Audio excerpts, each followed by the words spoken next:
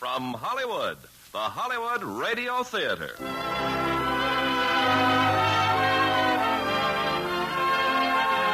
Starring Fred McMurray in The Lady and the Tumblers.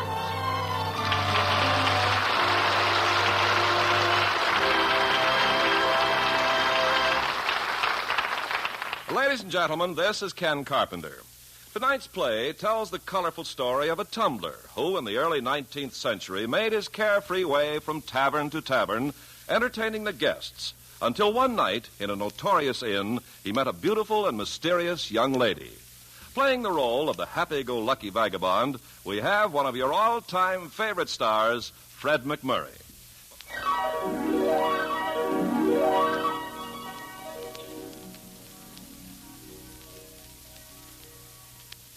Our story tonight, The Lady and the Tumblers, is a curious but unforgettable one. It comes out of the half-forgotten style of the past, and it's an odd mixture of comedy, romance, and violent action. It's peopled with lovely women in distress and strong, bold men and dark, cunning villains, all set on a happy stage just a level above reality.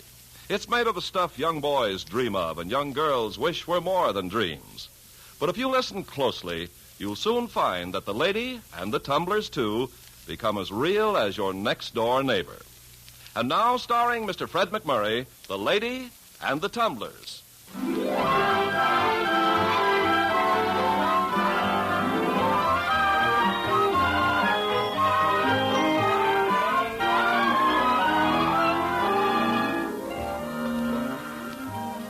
The only family I ever knew was my Uncle Jim Smith, who'd taken me up as a baby when I lost my parents.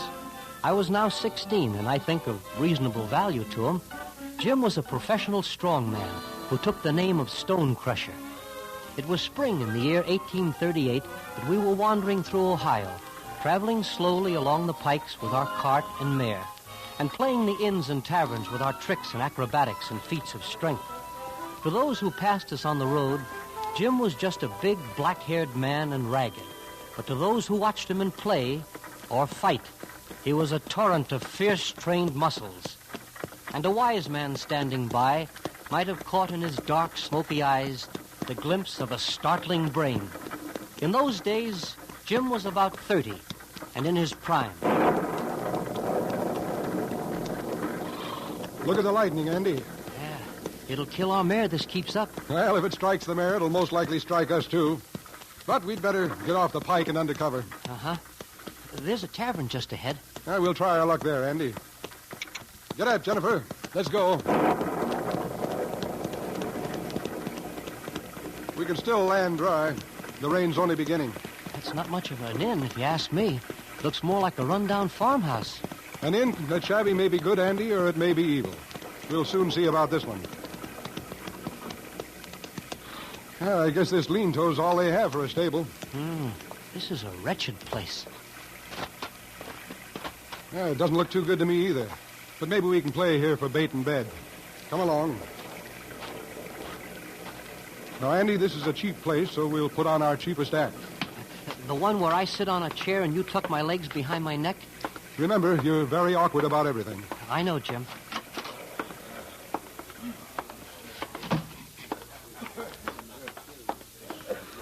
Just as I thought. Yes, nothing but loafers and road scum. Yeah. But look in the corner there, Jim, with that young man and all the luggage. Yes. Yes, I see her. She's quite a beauty. Huh. But what's a girl like that doing here? And with such a sullen-looking fellow? Well, must be waiting for a stage. Come on. And stumble a little when I take my bow. Ladies and gentlemen, you are about to be entertained by the great Stone Crusher.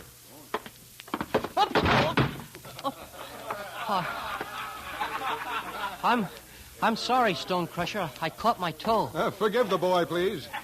I picked him up in Louisville recently, and he has not yet learned the trade. I'm teaching him one trick, though. All right, lad. Sit on this chair. Now, I'll just tuck his legs behind his neck. So. Stop that, you brute. You're hurting the boy. Well, he's got to be stretched a bit, miss, or he'll never be able to do it by himself. Now then, lad, right yourself. Get to your feet. I can't, sir. Something's wrong. I seem to be locked. Well, that sometimes happens.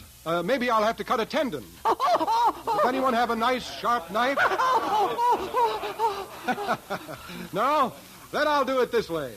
My uncle picked me up, swung me into the air in a somersault, and walked away while I took the fall myself with a roll and a bounce, as I'd done 1,000 times before. He, meantime, was tumbling about the room, and we finished by dancing on our hands as the audience tossed coin after coin at us.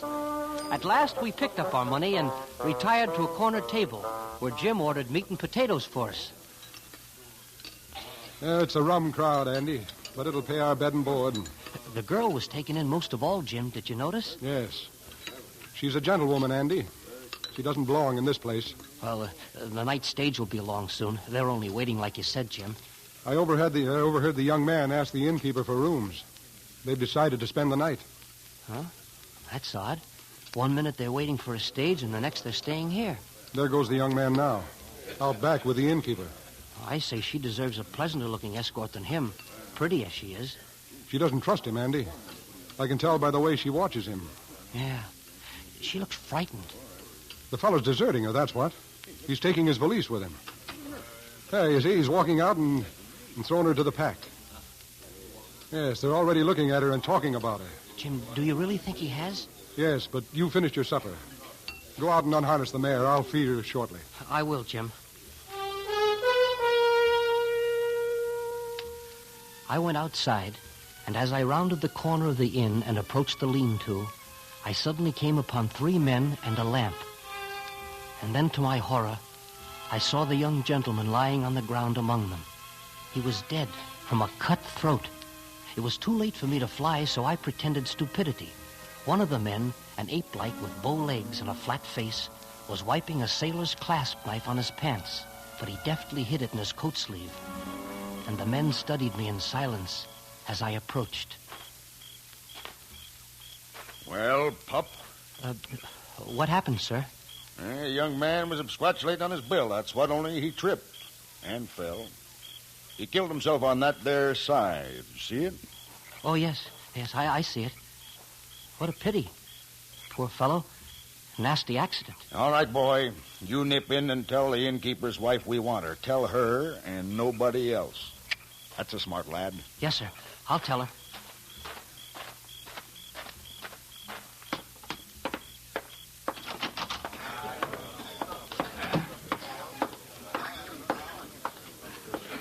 Jim, there's been an accident outside. So? Anybody hurt? The young gentleman. He tripped and fell on his side. It cut his throat. Well, that's very interesting. Yeah. Only there's no blood on the side. And an ape-like man is standing over him with a wet clasp knife. I see. We'll have to act fast, Andy. Come with me. We'll talk to the girl.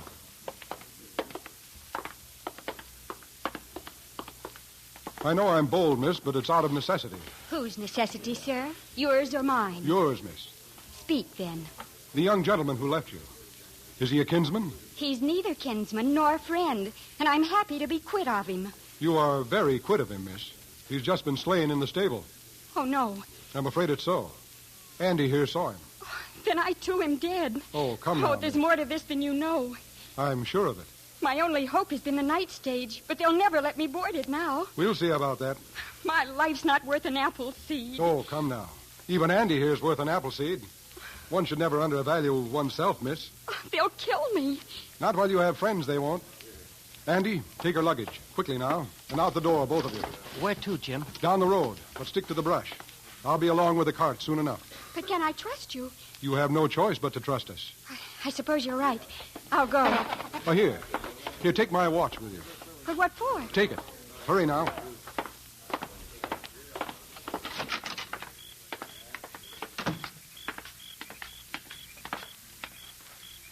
Thank heaven. The rain's let up. Yeah. It's dark, though. Can you see well enough? I'll manage. But what about you with all that luggage? Oh, you forget I'm strong. Not as strong as Jim, of course. He's about the strongest man in all the world. He is? Of course. My name is Andy. What's yours? Well, it's Sandal Carrick. Oh, that's a pretty name. Oh, thank you. Tell me something. Why did he give me his watch back there? Well, Jim's mighty proud of that watch, Sandal, and he removes it on only 3 occasions. In stone crushing, and to time certain feats of strength, and when he fights. Oh, I see. Jim's about the greatest fighter in all the world. He won't be long. We can stop here, don't you think? Oh. Whew. Gosh. Girls certainly travel with plenty of luggage. I'm sorry it's so heavy. Oh, I don't mind, really. What if he doesn't show up? Don't worry about him. He'll be along in a minute. But will he really put me on the night stage? Look, Sandal, we're showmen, not thieves. You've nothing to worry about. You can trust us. I don't trust any man. Not anymore. There he comes now. You see? Well, his word's true this far. Throw her luggage in back, Andy. Here you are, miss. I'll give you a hand up. Thank you. There. Now just sit tight and we'll go down the pike a bit and wait for the stage. But how will you stop it at night this way? Oh, I'll use a dry cattail and some sperm oil. Ought to make a fine torch. But where in the world? I've got some in the back. Carry it for fire eating. Oh, of course. Did they show much fight, Jim? Yes, the innkeeper and your ape-like man and the whole herd of her friends. Did it go easily? Well, they had a lot to learn about fighting. They know now, eh? They know now. Oh, I nearly forgot. Here's your watch. Oh, thank you. Get up there, Jennifer. Ah.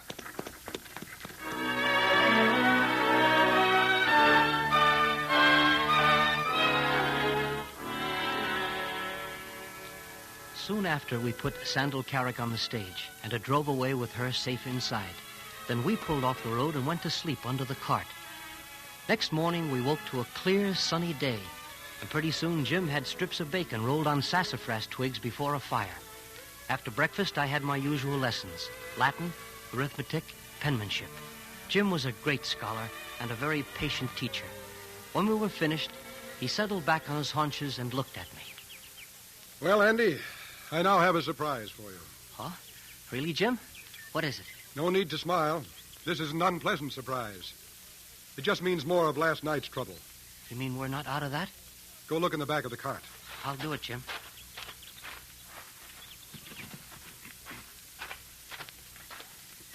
This is the young gentleman's valise.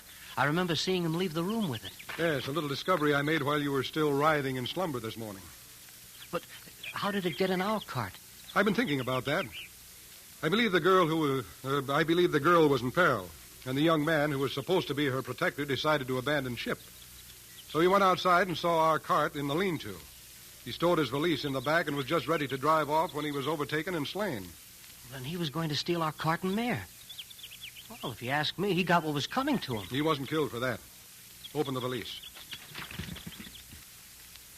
Well, nothing much here, Jim. Just clothes. That's what I thought at first. Look in the toes of those boots. Great heavens. It's a pouch full of gold. Yes, I've counted it. $500. $500? Now look in the other toe. It's a letter of some sort, Jim. Yes, I know. I didn't take time to read it. Give it to me. Here. Now then, it's addressed to a Mr. Barnum, 4 Chimneys, Blue Lion, Ohio. Oh, then that's the name of the young man who got his throat cut. Yes, poor Mr. Barnum. For such delicate handwriting, must be a woman. Ah, yes, it's signed by Miss Sandal Carrick. That's the girl, Jim. She told me her name last night. She did? Well, I asked her to. Well, that's bad manners to ask a lady her name, Andy. But now we know who wrote the letter. It's still bad manners. Yeah. All right. But read it, Jim. Now, let me see. Dear Mr. Barnum. Go on. I have reason to believe that you are in this horrible business against me, despite our childhood friendship. I know I cannot buy the others out, but I have a feeling I can buy you out. Uh-oh. You've always liked the color of money. Here is my proposition. Meet me in Cincinnati at the stage office on the 11th. Come with me on the journey home as my protector and then withdraw. For this, I will pay you $500. Oh. Your ancestors were gentlemen, which I assume makes you a gentleman. Signed, Sandal Carrick. Fine protector young Mr. Barnum turned out to be. Yes, Sandal Carrick made a bad choice in him. He was already against her, as she says in the letter. But why'd he get murdered, Jim? Well, they must have known of the $500. Your ape-like man and his friends wanted it, that's all. They were waiting at the tavern, then. Yeah, it looks that way. Barnum was in with them and had them planted there. He figured they'd kill Sandal Carrick, and he got it instead. And they'd have killed her, too, if we hadn't stolen her away, Jim. I'm sure of it. But why they wanted to do this, we've no way of knowing. Yeah. Well, maybe Sandal will tell us when we return the money. Maybe. But where do we find her? Probably in that town, Blue Lion. No, I can see the letter reached Blue Lion by mail stage. But where it was mailed from, I can't tell. Huh. What do we do, Jim? Blast if I know. Well, you could figure that since we did the protecting and not Mr. Barnum, that we've earned the money. And that way we could just forget about Sandal Carrick and keep the $500. We made no such arrangements with the girl, Andy. Yeah. All right, Jim. So we'll just have to find her. We'll head for Blue Lion. Maybe we can get a lead on her there. Now, let's pack up and be on our way.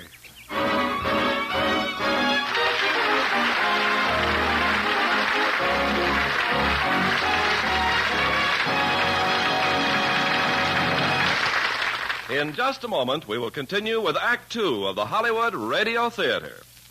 An Indiana soldier by the name of Birch Bay, yes, that's his real name, carried a little excess equipment overseas with him to Germany for occupation duty. To be exact, he had $4 worth of vegetable garden seeds in his duffel bag. You see, Birch had been a star pupil in agricultural extension work and president of his 4-H club for 2 years. His military police company arrived for duty in the little German village of Hungen. Here, Birch sent out word to the children that he had a job for them. 90 turned up, and they represented 45 different families. During his off-duty hours, Birch laid out a garden tract on the edge of town in 45 plots, each 6 by 20 feet. He parceled out the seeds and supervised the planting. An astonishing quantity of vegetables was raised, and something else was raised, too. The morale of all the people in the village who needed not only food for their stomachs, but sustenance for their spirits. Such acts by you and your friends today are shaping our world of tomorrow. Now here's Act Two of The Lady and the Tumblers, starring Fred McMurray as Jim.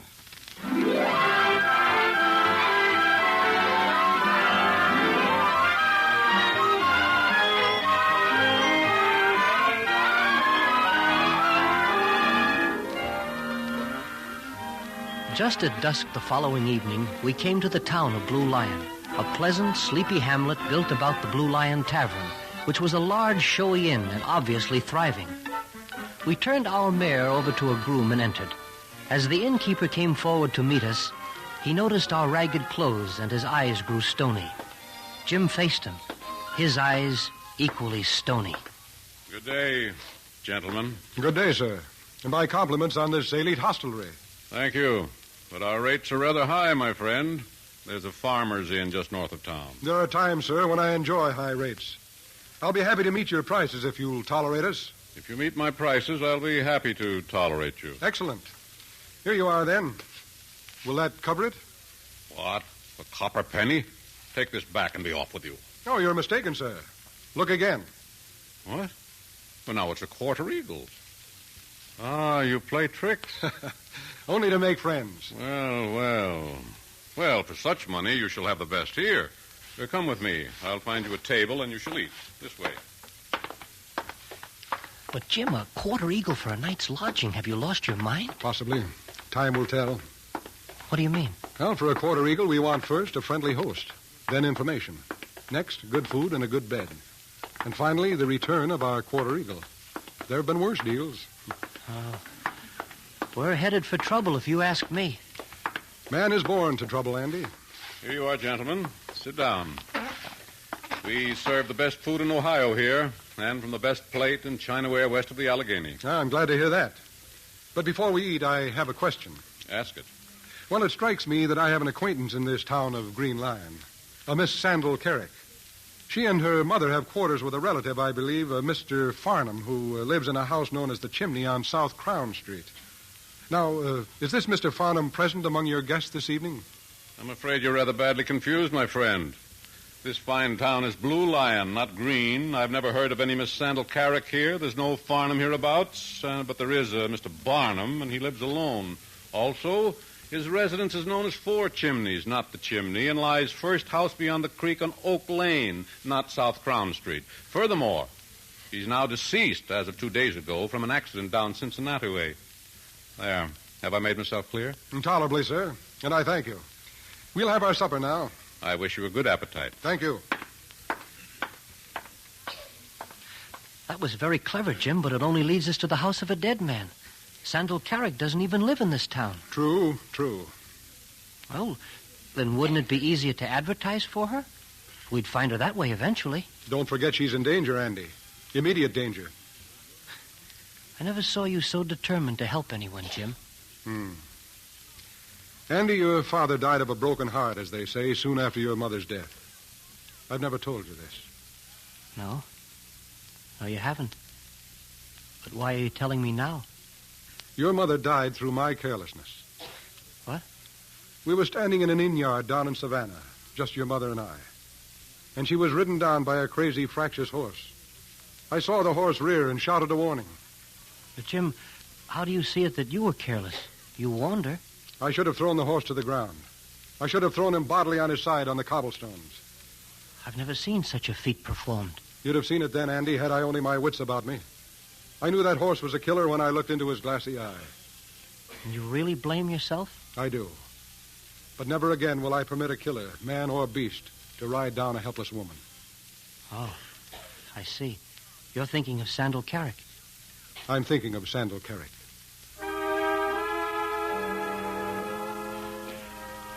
After our supper, we went out into the night and made our way to Oak Lane, where we found Mr. Barnum's house, dark and shuttered. There Jim left me in the yard while he chose a likely window on the second story and climbed up to it. A moment later, he pried it open and was inside. I could see a match flare as he lighted a taper and began to search the room. And then suddenly, my throat went stiff. Another light appeared in a room just below. 2 lights, one upstairs and one down. I started across the yard to warn him somehow. Then his light went black, and I realized he must be going downstairs. I ran around to the front door, found it off bolt, and entered.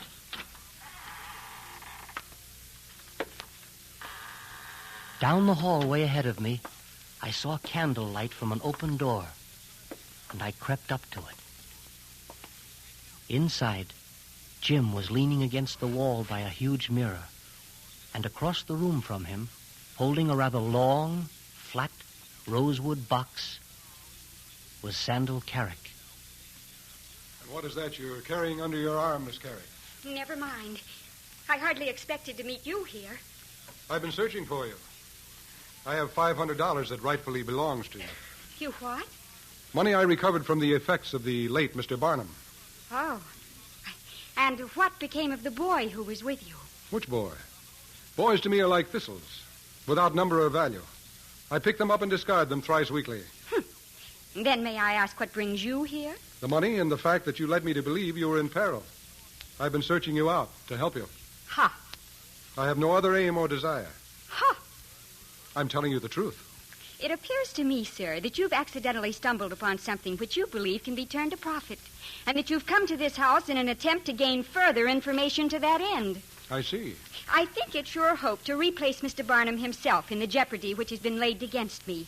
Therefore, I consider you a menace. Oh, I am a menace. I no longer trust anybody at all.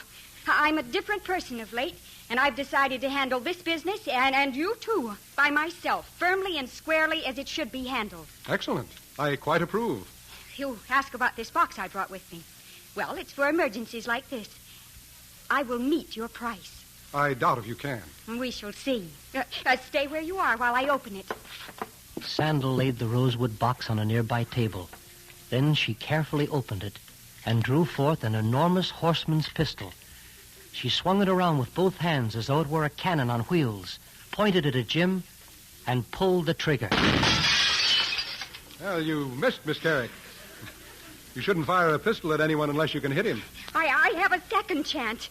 Perhaps you didn't know that these things come in pairs. Oh, yes, like doves. Now then. Jim was across the floor with a tumble and a leap, and she was in his arms. Gently, his powerful right hand clamped about her wrists and forced the pistol muzzle above her head. Then he slowly pulled the trigger. There. Now you may replace the pistols in the box. Oh, you brute. You must forgive my roughness, Miss Carrick. But after all, you were trying to kill me. I would have, too. Hello. Andy. Good evening, Sandal. But he said he'd thrown you away or something. Jim likes to be diabolical. Oh, you're rather well educated for a tavern player. Jim educates me every day. Oh? To think I almost killed him. Jim's about the hardest man to kill in all the world. You confuse me, both of you. I'll be going now. Where? Where do you live, Sandal? Tell me, Miss Carrick, how are you fixed for transportation? I have a riding horse hidden in a thicket by the creek. Splendid. Goodbye. Oh, here. Don't forget your pistol box. Thank you. And here, in this pouch, is your $500. Thank you, sir. Good night. Good night.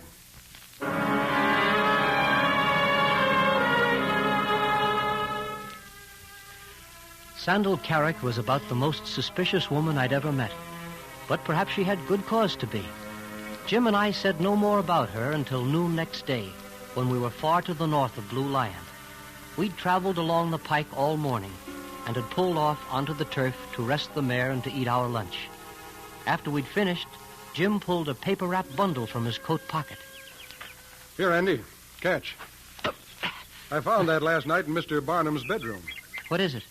Open it. Why, they're mittens, and of the most beautiful fur. Northern lynx, in fact. So? That's what it says in this letter. It was attached to the bundle. Read it, Jim.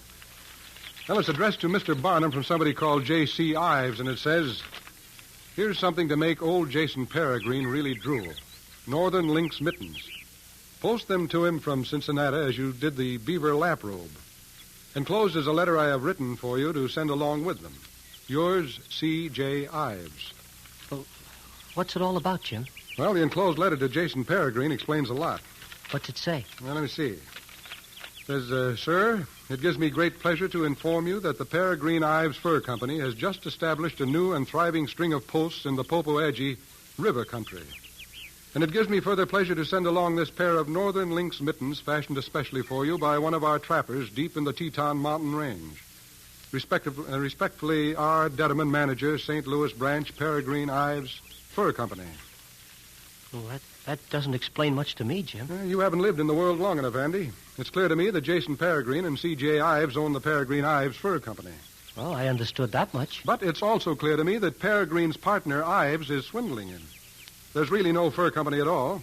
The manager in St. Louis is non-existent, and he's kept Peregrine coming on by having presents like those mittens and the lap robe sent to him. It's all a hoax to get Jason Peregrine's money. Where does this Peregrine live, Jim? Well, according to the address, it's Matletsville, Ohio. Matletsville? Yes, it's about 10 miles up the pike. We'll be there tonight. Well, good. Let's get started. What'll I do with these mittens? I'll wrap them up. We'll take them along. Mr. Barnum evidently failed to mail them.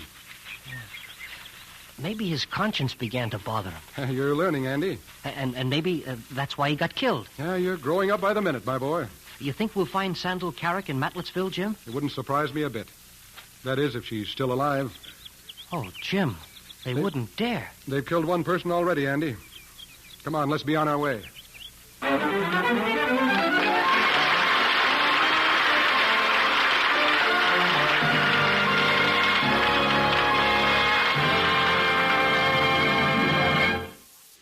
Act 3 of the Hollywood Radio Theater will continue in just a few moments. Corporal Sam Adler of the 2nd Armored Division had an idea that he could put his talent to work for the betterment of German-American relations. His background included 2 college degrees in music, and he knew that there were many musicians in the Army. So he organized the 7th Army's Symphony Orchestra. It was a spare-time project that soon gained official notice, and the group made a total of 44 appearances in 43 days. New and difficult scores were learned almost overnight, and German and American music was played at each concert. Everywhere the orchestra traveled, the audiences greeted it with amazement and wild applause. Here was a group, a cross-section of America representing all races and creeds that brought together thousands of people on a common cultural and spiritual plane. There's no doubt that through the medium of music, Corporal Sam Adler made a substantial contribution to the improvement of German-American relations. Such acts as these by you and your friends today are shaping our world of tomorrow.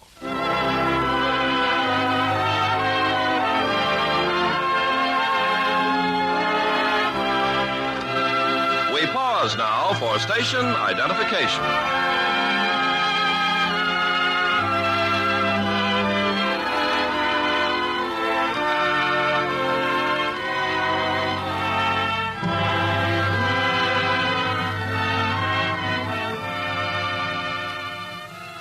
The curtain rises on Act 3 of The Lady and the Tumblers, starring Fred McMurray as Jim.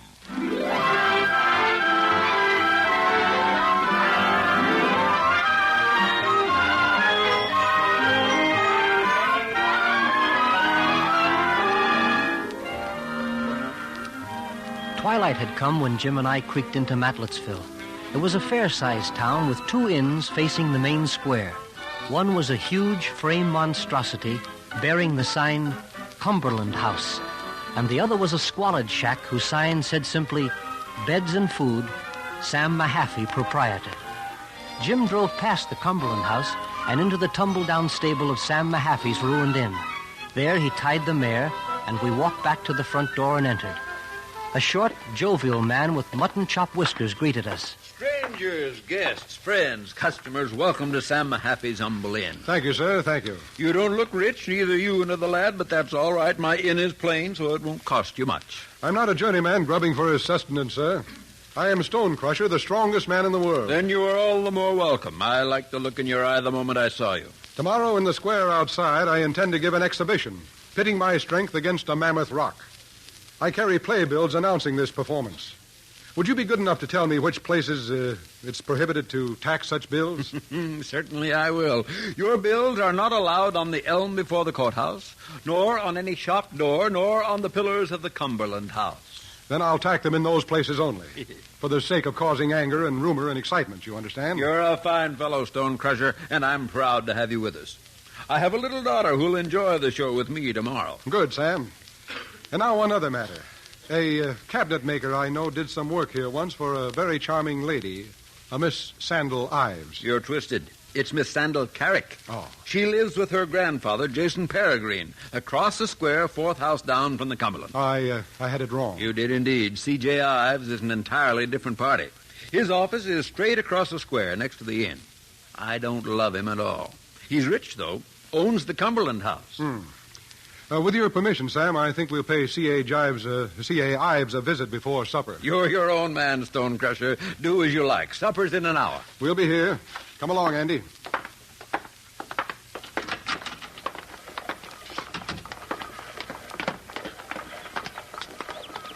Did you hear what he said, Jim? It's Sandal's grandfather. Jason Peregrine, yes. Oh, no wonder she's mixed up in this. But what are you going to say to C.J. Ives? Oh, anything that comes to mind, Andy. Anything that will upset him for the moment and make him at least hesitate about doing Sandal Carrick in. Yeah. There he is, in his office. See him? Yes. Looks like a possum, doesn't he? Except a possum's harmless. Let's go in, Andy.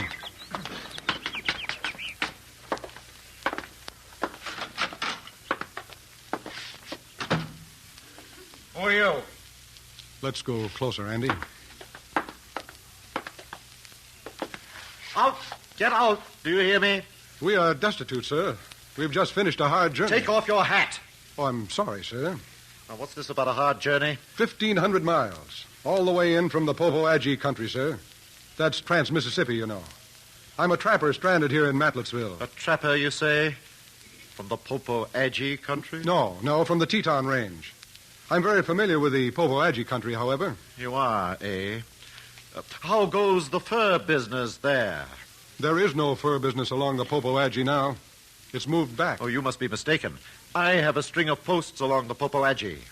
I've seen no fur posts along the Popo Agie. Perhaps you mean along the Snake. I mean along the Popo Agie. Then, sir, I think you are being swindled. If you are financing fur posts along the Popoadgy, you certainly are being swindled. Swindled? Stop saying that word. I'm sorry, sir. What are you doing here anyway? Ever heard of a trapper being stranded? Oh, no, sir. Not trapper. Trooper. What? I'm a showman. Oh. Then what were you doing in the Teton Mountains, performing for grizzlies? I was visiting my brother. He's a trapper, not a trooper. What? Perform for grizzlies, you say? No. I'm too shrewd for that. There. $2. Now, get out of here. Well, the gentleman wants an exhibition, Andy. What would you like, sir? A little tumbling, perhaps? Or fire eating? No exhibition. I want you to get out of town. Out of town by daybreak, or you'll regret it. Do you hear? That money's foul, Andy. Leave it. Get out! You are unwell, sir. Come along, Andy.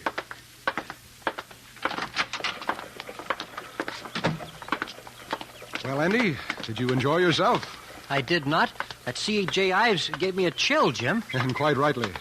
He's obviously the person who ordered the murder of Mr. Barnum. And who's after Sandal Carrick? We've got him on the run, Andy. We've got him topsy-turvy. I think what you mean, Jim, is that he's going to have to get rid of us next. Isn't that it? You're smarter every day, Andy. Every single day. But wait.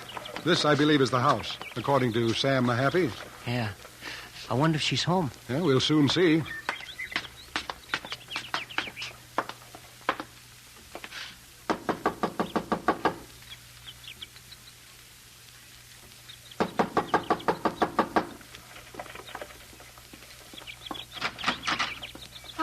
Good heavens. Miss Carrick, I think I've got this business figured out. May we come inside? Come in. Come in.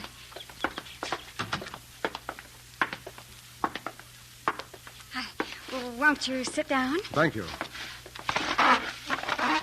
Hello, Sandal. Hello, Andy. Well? Miss Carrick, where is your grandfather, Jason Peregrine? He's a very old man, and he retires early. Oh. Is he a very wealthy man?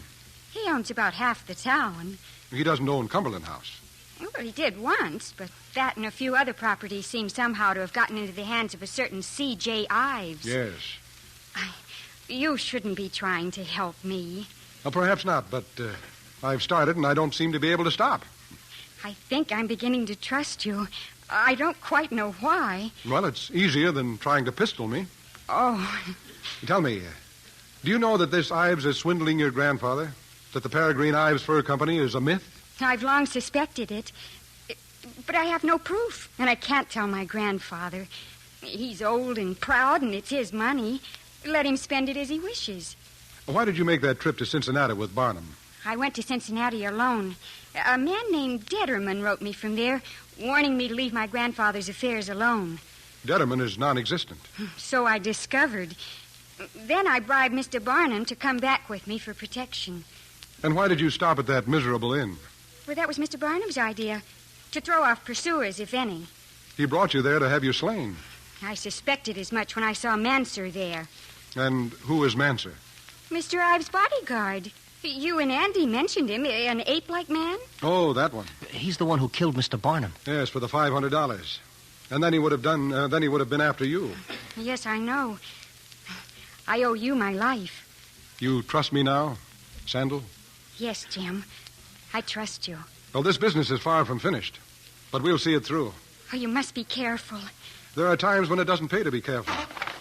Good night. Oh, please. Come, Andy. In a minute, Jim. Sandal. What is it, Andy? I want to tell you something. About Jim? No, about me this time. Well, of course, Andy. I want to tell you that my mother is dead. Oh? Have you ever been an aunt? No. Well, Jim's my uncle.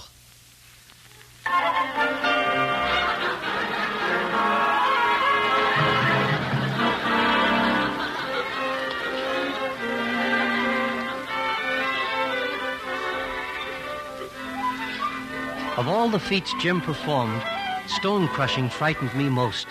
First, we went into the country and selected a thick slab of stone, weighing goodness knows how much.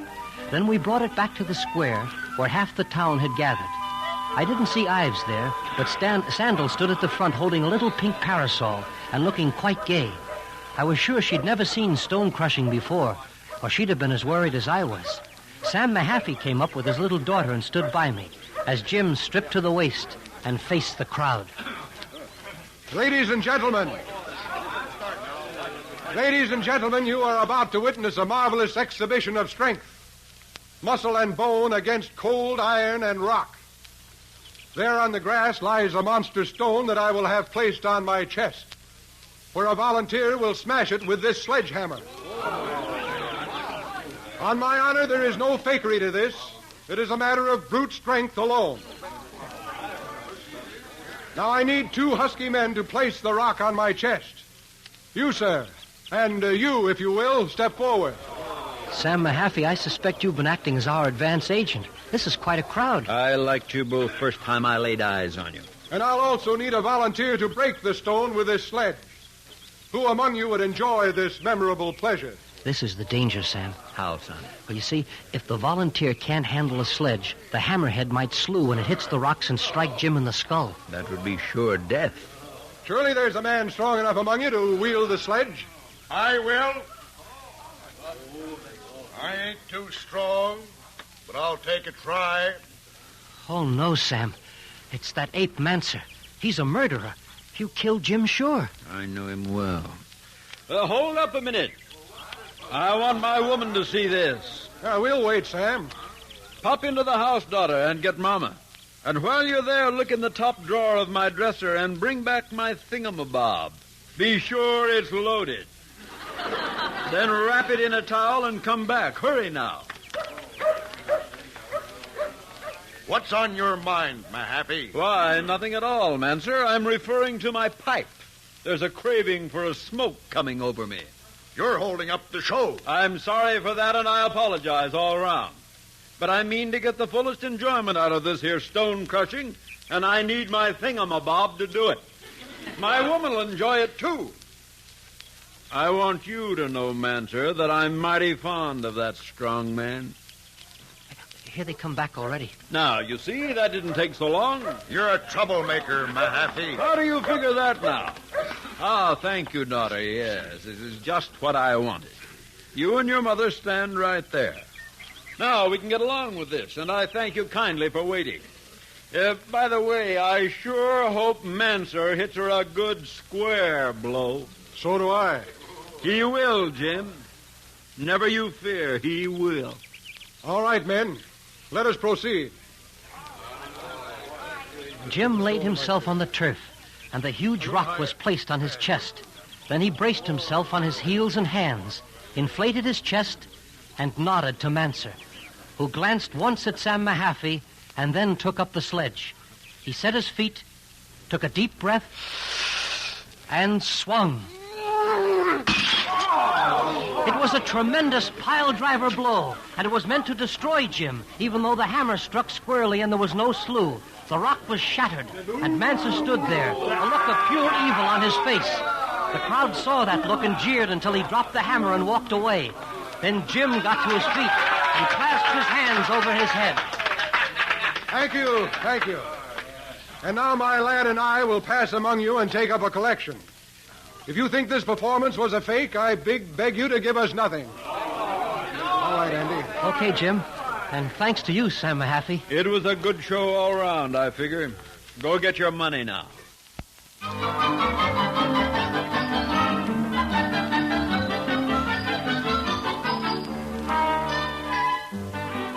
The crowd gave generously and applauded even as Jim and I left the square and walked into Mahaffey's place.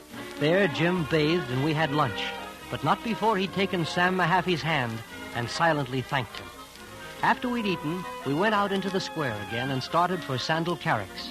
But then I sighted her standing before a lace and ribbon shop next to the Cumberland house, so we crossed over and joined her there. Did you enjoy the stone crushing, Sandal? Oh, no, I did not. I was terrified. Oh? If it hadn't been for Sam Mahaffey and his pistol, that was a pistol, wasn't it? I think Manser would surely have killed you. Well, he did his best anyway. But I want to ask you about something else. Yes? Do you have a good lawyer? We have a fine lawyer, but he does what my grandfather tells him to do. Not if it involves a murder. Have him at C.J. Ives' office at 4 o'clock. You do order me about, don't you? Do you object? No. Oddly enough, I don't. Keep this for me till then. Oh, your watch. Again. Now, where can I find this Manser? Oh, Jim, no, you can't fight him. I'll just waste time looking for him if you don't tell me. All right. He lodges right there at the Cumberland house. Most generally, he's down in the tavern cellar. You go around back, you'll find it. We'll meet at 4 o'clock at Ives. Yes. Till then. Don't worry, Sandal. We'll be all right. Well, please be careful. You go to Mahaffey's, Andy. I'll see you at supper. Not very likely. I'm coming along with you. Well, all right, but stay out of the way. I'll stay out of the way. You can learn by watching. I know. Well, at least there's still time. Time? I mean, he hasn't murdered Sandal yet. Nor will he, by heaven. There's a door. That must be the cellar. We'll try it.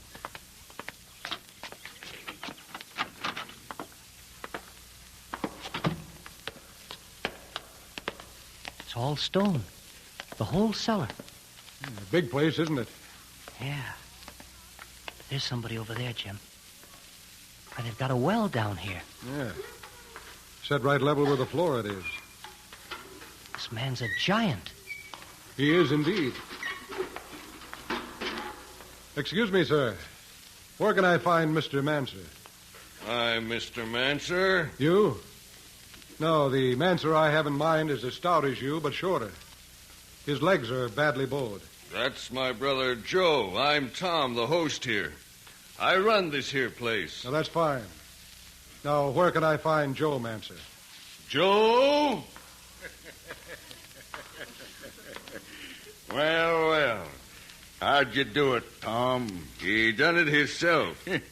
He walked right in as pretty as you please. But he brought his cub. We'll drop him in the well, eh? Where there's room for one, there's room for two. I'll use my knife. Stay clear, Andy. We'll take care of you first, strong man. Jim lunged straight forward and loosed a crashing blow to Joe Manser's stomach. The man dropped his knife and sagged to all fours as Jim swung around to meet his brother with a wild blow that landed hard on the temple. The innkeeper was momentarily dazed, and Jim took his time about landing another on the point of the jaw. And he went down hard. Then Joe Manser, who had regained his feet, was on top of Jim before he could turn. They went to the floor, but with a sudden twist, Jim was on his back, his shoulders against the stone and his knees to his stomach. He breathed once, and then shot both feet straight up. Manser caught the blow square in his chest and reeled backward and into the well mouth, where he disappeared. He can't swim. Joe can't swim. Neither can I. But I'll take a look. Well, that's too bad. He must have hit his head on the way down. He's not even splashing. Then he's dead.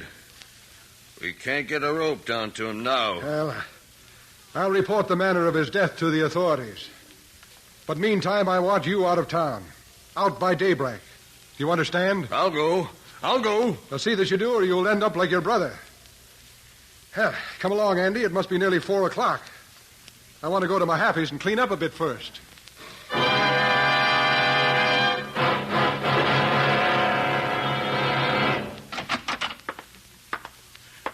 I thought I told you to leave town. So you did, Ives.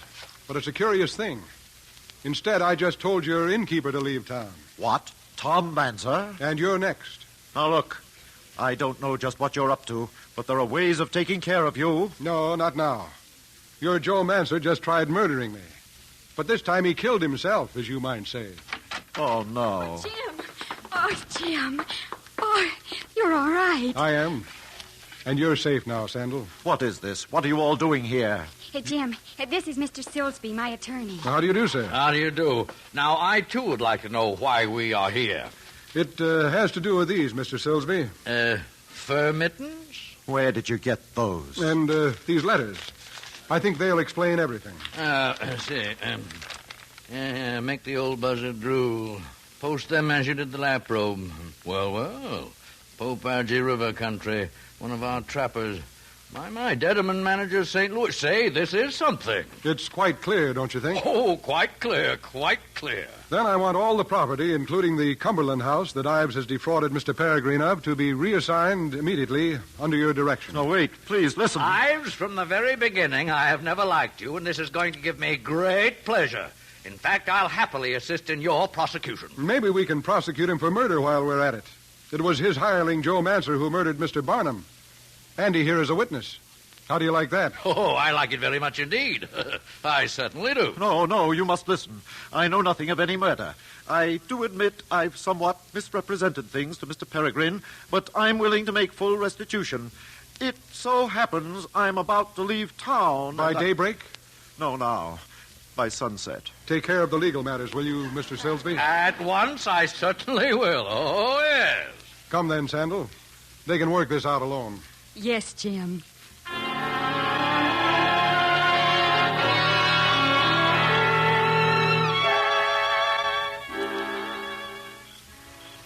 Jim. Yes, Sandal? It's a beautiful night.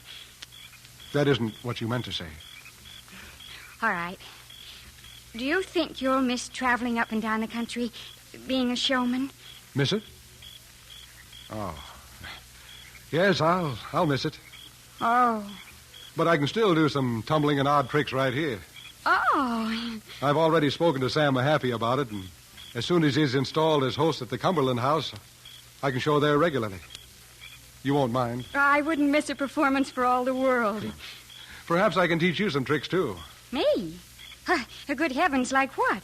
Well, like fancy shooting with pistols. Oh, Jim, how horrible. I might have killed you then. But you didn't. A good thing, too. Is it, Jim? Why? Well, because of Andy. Andy? Yes. You know, Andy has no mother. Yes, I do know. Andy told me. Oh. But Andy will be all right. Now. Of course he will, Sandal. And I'll do my best, Jim. For both of you. Well, then we'll both be all right now.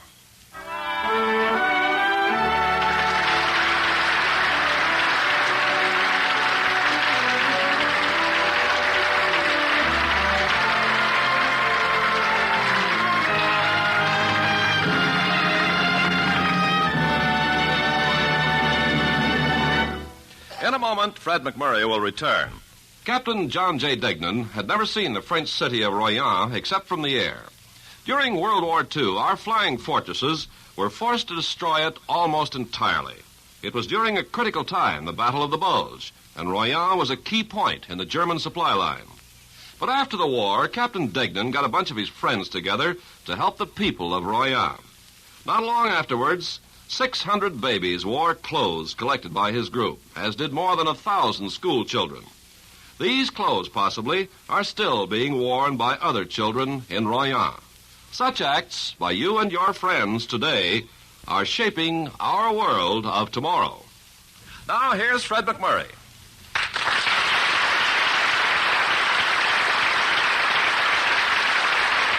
Well, an actor's life certainly must be exhausting, Fred. All that tumbling, detective work, romance. Oh, Ken, it is. I'm going right home and lie down. I wish you would. I understand, Fred. After your latest picture for Republic, Fair Wind to Java, one of the most exciting action-filled dramas we've seen, you deserve a rest. Oh, thank you, Ken. Now just relax and listen. I understand it's a romantic comedy next week. Yes, and a delightful one, Fred, titled The Fall of Maggie Phillips. And as our star, we'll have one of the finest actresses on screen or stage, Dorothy McGuire. Well, that's for me, Ken. Good night. Good night. Hollywood Radio Theater is a presentation of the United States Armed Forces Radio Service.